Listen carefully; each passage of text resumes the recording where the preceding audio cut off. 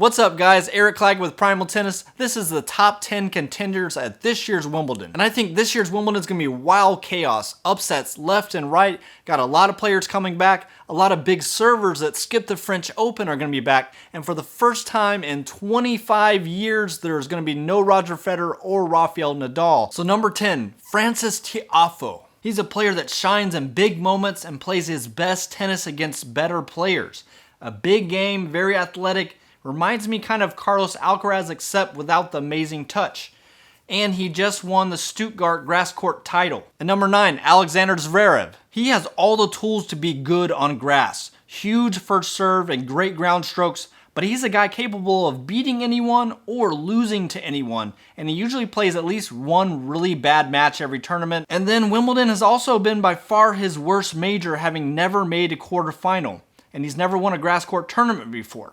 Number 8, Ben Shelton. He's my player to watch this tournament, a big-time underdog. I don't think he can win this tournament, but he has all the tools to be a big-time player on the grass. For one, he's left-handed and a big server, so watch out for those left-handed serves dominating. And his father, Brian Shelton, who made it to the 4th round at Wimbledon in 1994, just stepped down from the head coaching position at the University of Florida to coach his son full-time. And I think he has the heart to eventually be the next American to win a major. Number 7, Berrettini. He's always been a big threat at Wimbledon because he's got the big serve and big ground strokes. And the injury concerns me a little bit, but he skipped the French Open, so he's got the extra practice time on grass. And without that injury, I'd have him a lot higher, but he already made the finals of Wimbledon in 2021 when he lost to Djokovic in 4 sets. And number 6, Taylor Fritz. And again, he has all the tools to be a great grass court player, and he had Nadal on the ropes last year, up 2 sets to 1, even before the abdominal tear to Nadal.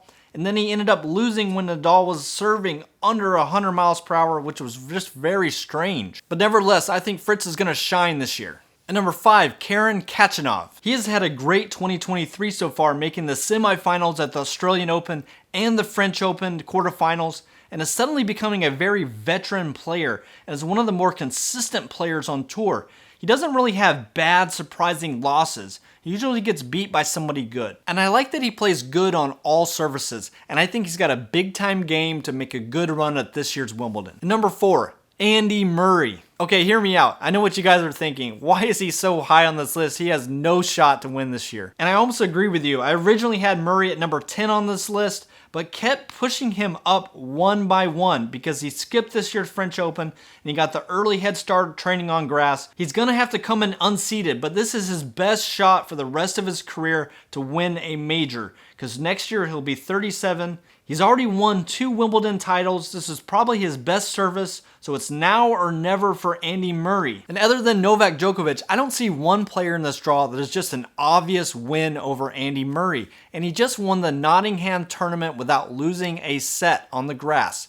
Wow, so let's go Andy Murray. And number 3, Carlos Alcaraz. So who knows how he's going to do at this tournament? He's only played 2 Wimbledons before, never made it past the 4th round. But he's got all the skills and tools that have been developed to be really great on grass. Especially with his amazing drop shot that's going to be very effective. He's got a great net game, all-around game, but it normally takes some of those power baselines a few extra years to really get the timing and the speed of the Wimbledon grass down. Where I think he could get into some trouble is if he starts facing these big-time servers who are holding serve very easily on the grass. But then again, it wouldn't surprise me at all if he made the finals of this major. Number 2, Nick Kyrgios.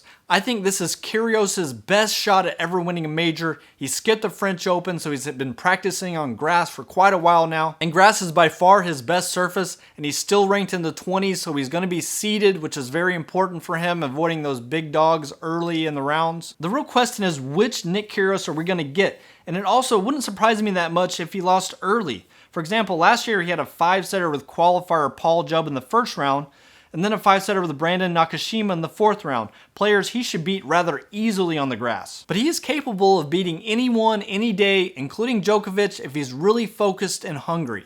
And in last year's final, he won the 1st set against Djokovic until he started having those mini meltdowns where he's yelling at his box. So I'm hoping Nick Kyrgios stays focused. And number 1, Novak Djokovic. No real surprise here, right? He's a 7-time Wimbledon champion, and if you thought maybe he can relax now because he just passed Rafael Nadal, He's got 23 majors, Nadal's got 22. Think again, because he's still got a lot on the line here at this year's Wimbledon. Well, him relaxing right now is just not going to happen. Federer's still got 8 Wimbledons. Djokovic still at 7, tied with Pete Sampras's 7. So I know how badly he wants to get number 8 and then be ready for number 9 next year to become the greatest grass court player of all time. So if you notice, there's no Casper Ruud, FAA, Jannik Sinner, Holger Rune, or Rublev on this list, and that's not by mistake. I just don't think they have the grass court game or experience yet to make it run at this year's title, but just really enjoy the heck out of this year's Wimbledon. And please check out my other video, 7 things I'm looking for in this year's Wimbledon, 7 key points.